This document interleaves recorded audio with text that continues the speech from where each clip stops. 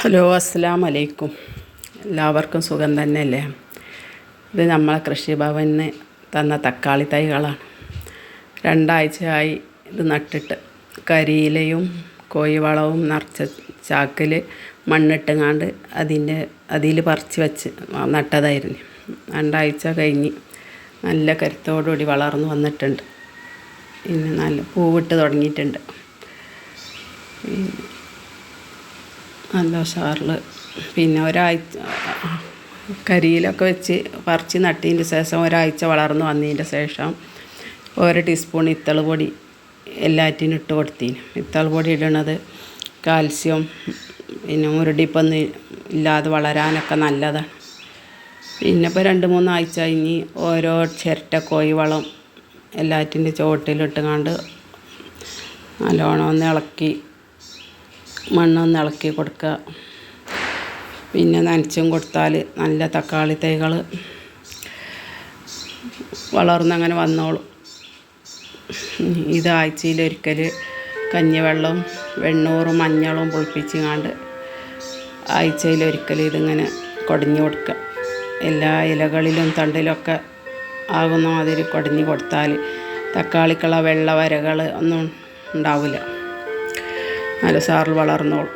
ഇത് ചീരൻ്റെ ഇല പിന്നെ പയർ ചീരൻ്റെ ഇല ഒന്നിടവിട്ട ദിവസങ്ങളിലൊക്കെ എടുക്കാനായിട്ടുണ്ട്.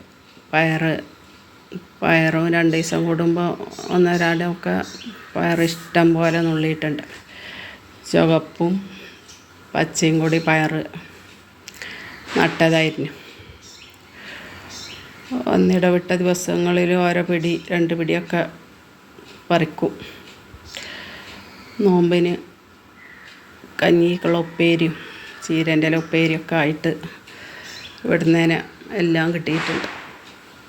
ഇനി പിന്നെ ചീരൻ്റെ ഇല ഉണ്ട്, വെണ്ടക്ക ഉണ്ട്, തക്കാളി ഉണ്ട്, പയറുണ്ട്, ഒക്കെ ഉണ്ട്.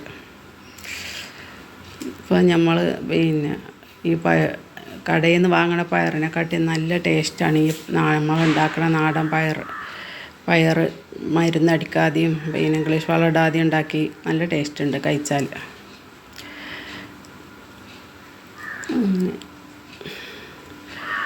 പയറിന് ഒരാഴ്ചയിൽ കോഴിക്കാട്ട വെണ്ണൂറൊക്കെ ഇടയ്ക്കിടയ്ക്ക് ഇട്ട് കൊടുക്കും. പിന്നെ ഇടയ്ക്ക് ഒന്നരാഴ്ച കൂടുമ്പോൾ ഫിഷ് അമിനോ ആസിഡ് സ്പ്രേ ചെയ്ത് കൊടുക്കും. അപ്പോൾ നല്ലോണം പയർ കായ്ക്കും. നല്ല സാറിൽ പയർ കായ്ക്കും. കീടങ്ങളൊന്നും അങ്ങനെ വരില്ല. ഫിഷ് അമിനോ ആസിഡ് കൊടുത്താൽ ആ കറുത്ത പറ്റി പിടിക്കിരിക്കണ ഇത് ആദ്യം നട്ട തക്കാളി തൈകളാണ്. അതൊക്കെ പൂവിട്ട്